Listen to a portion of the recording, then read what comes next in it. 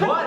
We got one right there. Let's go. Hey, I was a baseball player in high school, man. I loved playing baseball. And something else is I love watching baseball. I know it's an absolute shock. Everyone thinks it's the most boring sport in the world. I actually love it. And growing up in Texas, my team was the Texas Rangers.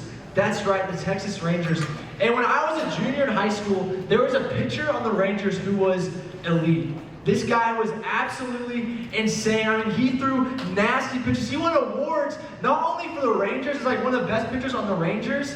I mean, he won awards for one of the best pitchers in the entire league. This guy was insane. I looked up to him a ton because, man, not only was he an incredible pitcher, but he also was like an amazing guy. He was like known across the league for being one of the coolest, nicest guys. And at one point, he was putting on this event, kind of close to my house. That was like, hey, come and check out what I'm about. Hey, what it took for me to get to the majors, my life story, what it's like playing in the majors. Also, you did like a Q&A section and also like a meet and greet. And I was like, I have to be there. I mean, this guy is elite, best of the best, cool dude, a ton of favor across the entire league. I was like, I need to go to this and meet this guy. I mean, I was already thinking in my head, man, if I can just get a chance to meet him, man, if I could shake his hand, ask him an incredible question, have a great conversation, man, I'm talking about a friendship that could last for years. I'm talking about, meet this guy, maybe he's like, hey, maybe you could throw a bullpen for the Rangers. Maybe you could come and give a try. I don't know. You never know what could happen. And so I go to this event, and man, incredible life story. I mean, it was amazing to hear what he was doing. Q&A section comes up, I'm like, all right, I gotta ask an amazing question. I'm thinking through, man, what kind of question can I ask that would just impress? What kind of question can I ask that would absolutely knock his socks off? I'm thinking like, man, I can ask, hey, what's the one thing that I gotta do to make it to the majors? Hey, what's the mindset I need to have to become a professional baseball player? I was thinking, hey, maybe I could go beyond baseball and say, hey, outside of baseball, what is the most valuable thing in your life? And what do you place the most value on in your entire life? What kind of question can I ask that would just absolutely impress this guy? And so we go to the event, Q&A is happening, and so I raise my hand to try to ask a question. He doesn't see me, it's fine. I don't want to force it. Okay, I'm trying to keep it organic. Again, we're talking about a friendship that's going to last for 20 years, 30 years. All right, this guy will be the best man at my wedding, I bet, And so finally, I'm like, all right, I'll catch him at the meet and greet. It's fine, I'll get in front of him, I'll see him face to face, I'll shake his hand, and I'll ask an amazing question. I mean, it'll just go from there. I mean, I'll be on the Rangers by the end of the week, is what I was thinking. And so I go up, I wait in line for like 20 minutes, I go, and I finally get up to him, and he's like, hey, my name's Sean. And I'm like, hey, I'm Dane. I got a question for you. What is your favorite type of sunflower seed to snack on? I blew it! Are you kidding me? You can tell by the way that he was looking at me, he was like, that's the question you wanted to ask? Like, that's the one you wanted to ask? Man, what kind of dill pickle, get out of here, kid. I was like, come on, dude. I mean, it was an absolute waste. Man, I looked up to this guy so much, and I blew my opportunity. We all look up to people. Man, there are people all over the world that we look up to, whether it's athletes, whether it's politicians, whether it's businessmen, whether it's parents, whether it's just family members. We all look up to people, and we all have people that, man, their word is gold to us. Man, we want to emulate them. They've done amazing things for us. They've done just great things to help the world, people we look up to. And even beyond that, every single one of us has a type of person, a kind of person that we want to become. A lot of times that's based off of, man, that person that we admire. We all have someone that we want to emulate, and we all have a kind of person, a type of person that we want to be. And so I want you guys to discuss with people around you, what kind of person do you want to be in 5 years? Discuss with people around you. The kind of person that y'all want to be are some amazing people. I bet they're the most kind, the most successful, the most generous. Man, they care about other people. I bet the kind of person to be is an incredible person. Y'all, I am convinced that we cannot become who we were created to be. I am convinced that we cannot reach our full potential without one key ingredient. One key ingredient. And we see this key ingredient, an amazing story in the Bible. Man, I love this story so much. It's a story between Jesus and a woman. And this is how it starts. It's John chapter 4, verse 7. It says, "A woman from Samaria came to draw water. Jesus said to her, 'Give me a drink,' for his disciples had gone away into the city to buy food. The Samaritan woman said to him, 'How is that you, a Jew, ask for a drink from me, a woman of Samaria? For Jews have no dealings with Samaritans.'" Y'all, Jews and Samaritans absolutely hated each other. Think Wildcats versus Sun Devils. I mean, they absolutely hated each other. And what Jesus did is he goes up to this woman and says, "Hey, will you give me some water?" And she's like, "You're asking me that? We don't hang, all right? Like, we don't vibe together like that. Like, you're a Jew, I'm a Samaritan. We don't do that." In fact, it was so crazy at the time that Jews would travel around the city of Samaria in order to travel, across the country or across the town, whatever it was, and it would add hours, maybe even days to their travel just because they didn't want to interact with the Samaritans. On top of that, Jesus is speaking to a woman. And in that time, teachers of that caliber would not talk to women at all. But Jesus wasn't about that. Jesus didn't discriminate. Jesus went to where she was. She went to her place, somewhere that she goes often, the well. Jesus made it a point to meet this woman where she was at. And that's what Jesus does, is he will meet you where you are. He will meet you where. It doesn't matter where you are, what you're doing. It doesn't matter who you are, what you've done. He will meet you where you are. My freshman year of college, I rushed a fraternity. That's right, I was an SAE at the University of Arkansas, and I absolutely loved it. But whenever you're a freshman, for your first few years or first few months of being a fraternity, you're what people call a pledge. You're the lowest of lows. You're treated as dirt. In fact, members would call us goats. And no, it's not because we're the greatest of all time. It's because they literally viewed us as an animal. They viewed us as a literal goat. They treated us as animals. They had nothing to do with us. Man, they hated us. They treated us terribly. However, there's this one guy. He was a junior. And after I just finished cleaning his apartment, funny enough, he said, "Hey man, we haven't really gotten to hang out. Hey, let me buy you lunch. And let me get to know you." This guy's name was Chase Brazil. Went by Chazzy B. Pretty sick nickname. This guy's awesome. Man, he took me out to lunch. He took me to my favorite spot, McDonald's. Come on, got the McDouble. Took me to McDonald's, bought me a meal, and he was asking about my life. I'm like, "What are you doing? Like, what the heck are you doing? You're not supposed to treat me like this. I should be buying you a meal. Why'd you buy me a meal? Why are you asking me about my life? Hey, get off me, dude." I didn't know how to respond. And that's exactly how this woman is. She doesn't even know how to respond. She's like, "Why are you talking to me? We have nothing to do with each other." But my friend Shazzy B, he met me where I was at. Man, no other member was hanging out with me. No other member was buying me a meal, but Chase did. He met me where I was at. And man, he began to mentor me in college and help me grow. Jesus wants to meet you where you are at. And I just think through so many things that hold us down. I think through so many things that bring us shame. Man, that addiction that only you know about. He wants to meet you there. When you wake up on a Sunday morning regretting the night before, he wants to meet you there. When you're overwhelmed by your anxiety and no one else even knows, he wants to meet you there. When you look perfect from the outside, but man, you're just filled with angerness and bitterness, he wants to meet you there.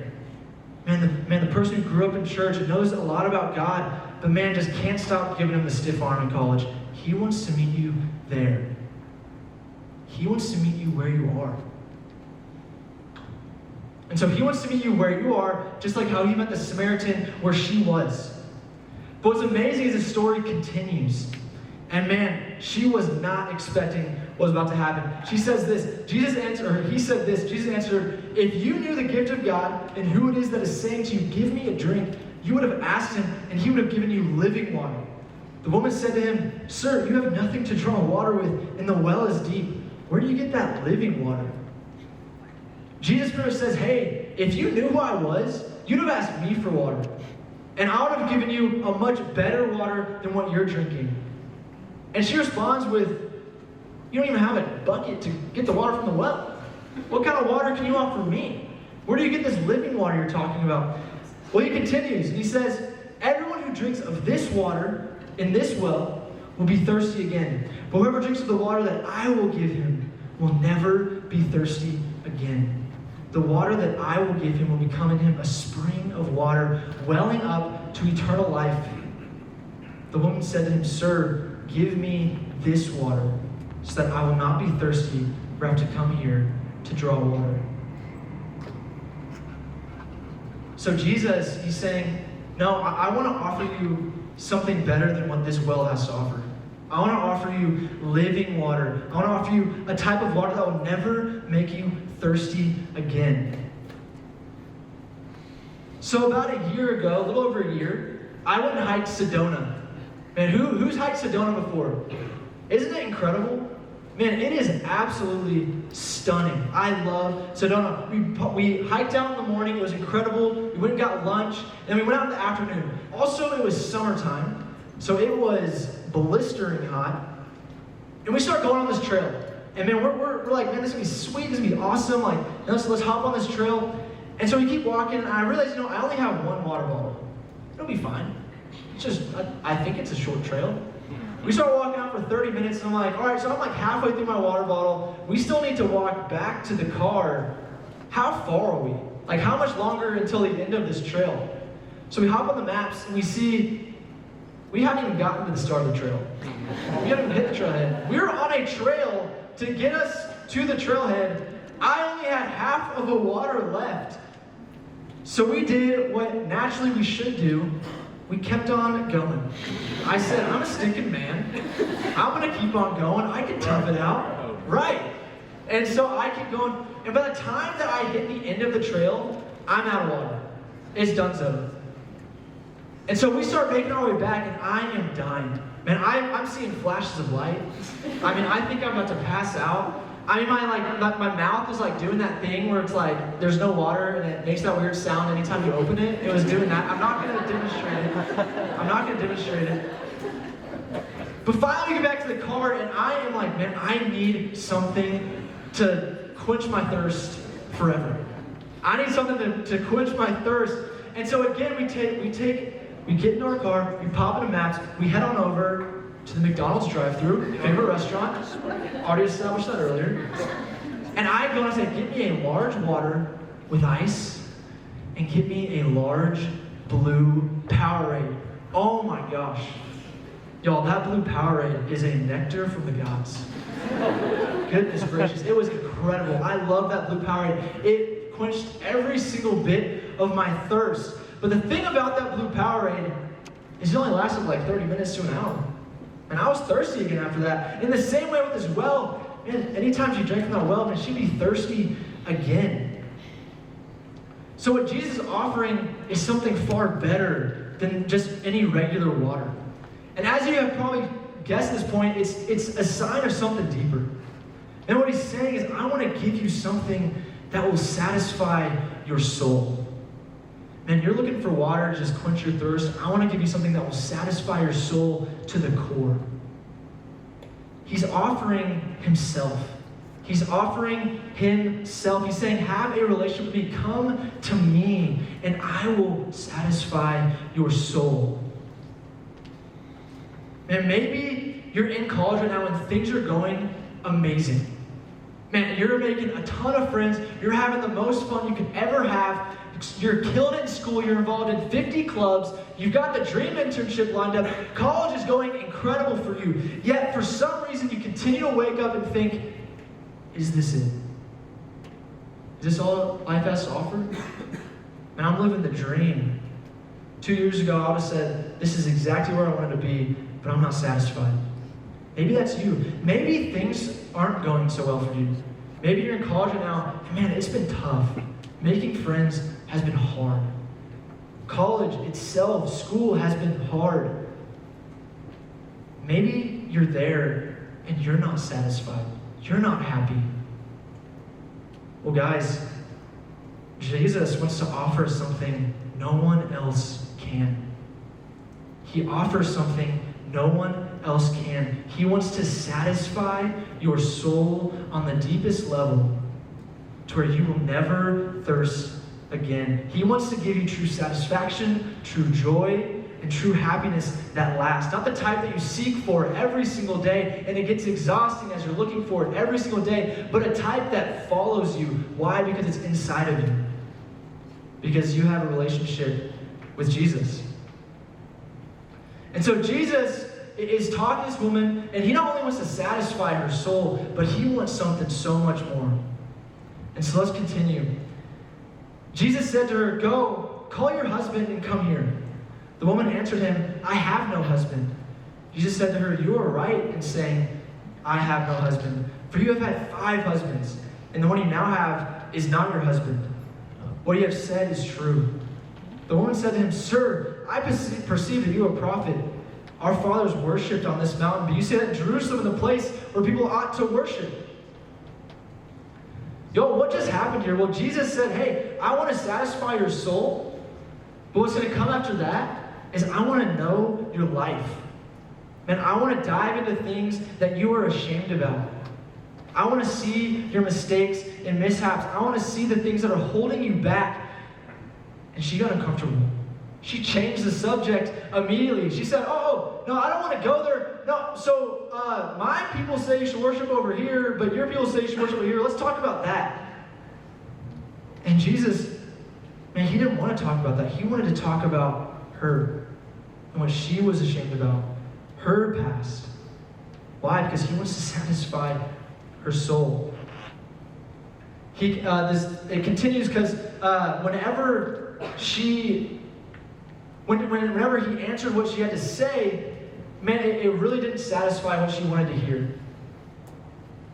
And so she then says, the woman said to him, "I know that Messiah is coming. I know that the Savior is coming who will cleanse me of all of the things that I've done. I know that guy is coming who will answer every single question I have. He will tell us everything." And Jesus said to her, "I who speak to you am he." He said, man, all the shame you have, all these troubles you have, you're waiting for the Messiah to come to help you, to heal you, to fix you. I am that person. It's now. You don't have to wait anymore. I am here now. This absolutely rocked her world. Why? See what happens next. So the woman left her water jar and went away into town and said to people, "Come, see a man who told me all that I ever did. Can this be the Christ?" And something I didn't tell you all about the Samaritan woman is that she actually went to the well at noon. She went right in the middle of the day. Now let me ask you this. In a hot summer heat, would you go walk miles to get water, to put on your back, to walk back? Would you go in the heat of the day?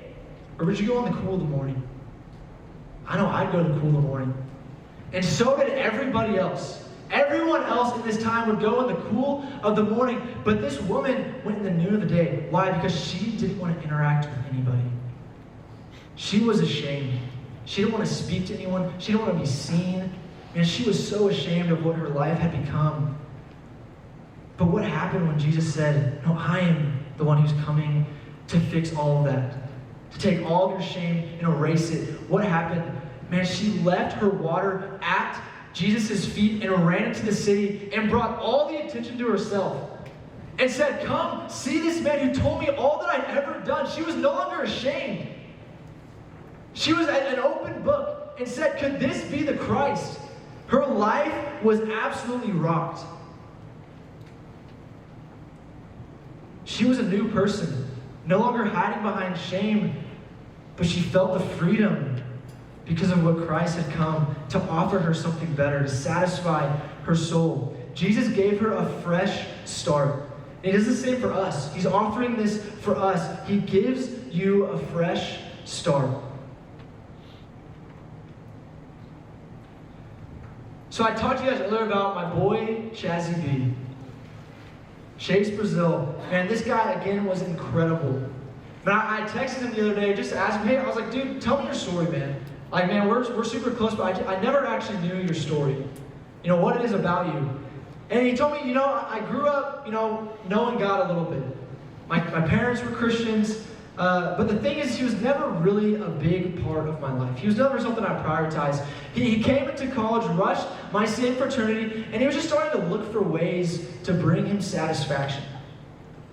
And he was looking for alcohol, substances, whatever it is. He was looking for something to bring him satisfaction. And the same thing that happened to me, a senior reached out to him. And he told him about what God was offering him. Something that no one else could. He told him, hey, Jesus, man, he lived a perfect life that no one can. I couldn't, you couldn't, no one could live. He lived that perfect life. Man, he died on a cross, taking our sin, our shame. Man, he took the judgment that we all deserved. He died on that cross. He rose from the dead 3 days later, defeating it. Man, saying death has no more power over you. You don't have to feel shame anymore. You don't have to be weighed down in your sin because I defeated it. I rose from the dead. And he's now offering a relationship. And Chazzy B said, I want to take that. I want to take that offering. And what happened is he got a fresh start. He was no longer ashamed by the things of his past, but he was satisfied. His soul was satisfied. Just like the senior reached out to him, he ended up reaching out to me. His life was different. He was a different person. He lived more like Christ because he got a fresh start. He became satisfied in God. As I said before, I don't believe that we can be the person that we were created to be. I don't believe we can reach the potential we want to reach without one key ingredient. And that one key ingredient is Jesus. It's a relationship with Jesus. You cannot be who you were made to be without a relationship with Jesus because he satisfies your soul. He offers you something no one else can, and he gives you a fresh start. Man, your past doesn't matter. Jesus forgives that. He redeems that. That's what he offers.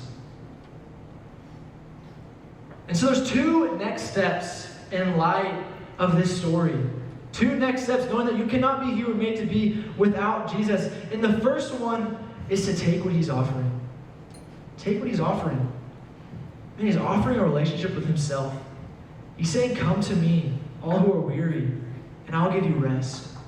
He's saying, come to me, and I will satisfy your soul for eternity, forever. Come to me, and the things that you go to, that you think satisfy you, that only last a day, a night, a week. He's saying, come to me, and I will satisfy you forever. Simple as that. You can make the one-time decision to take what he's offering and pursue a relationship with Jesus. And if you've already taken that step before, then there's a next step for you. It's let him give you a fresh start. Think through areas of your life that you're holding on to. Think there's areas of your life that you just feel stuck. They're like, man, I don't feel like I'm getting any better at this. I'm examining my life, and there's so many things that I just feel like God is not working. Man, find those areas of your life, open up, and allow God to give you a fresh start. You need to give him access into your entire life and everything that you're ashamed about, everything you have guilt about, everything you struggle with. He wants to give you a fresh start. So a quick discussion question. Which of these next steps, you can go back, yeah. Which of these next steps could you take? Which of these next steps could you take?